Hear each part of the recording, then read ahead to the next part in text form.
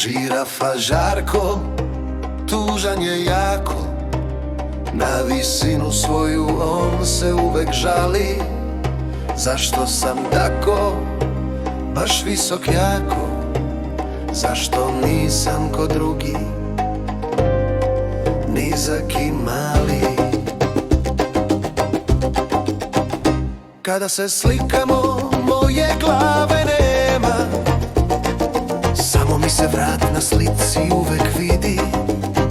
Za njih sve dole nema problema, al moje oči niko ne vidi. Žirafa Žarko, tužan je jako, s drugarima svojim ne može na more.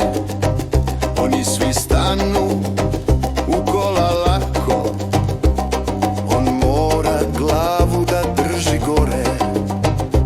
Ili da zguren stalno bude, ne bi li nekako u kola stao.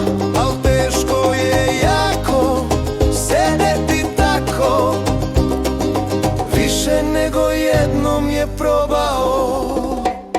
Žirafa Žarko, srećan je jako, sreo je juče žirafe druge. Eno ih skupa, smeju se slatko, s glavama gore, tik ispod duge. Ptice i sunce, duge baloni, nije mi loše na ovoj visini. A ja sam hteo da budem ko oni, nešto što nisam u tuđoj sredini.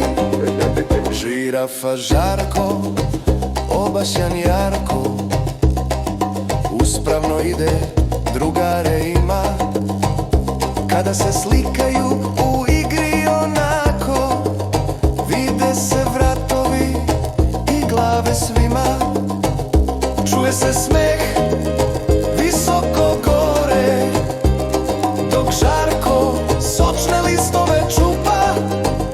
Druge žirafe u glas govore, baš smo neobična, al slatka grupa. Ovaj svet je lep baš zato što smo svi različiti. Zar ne misliš tako?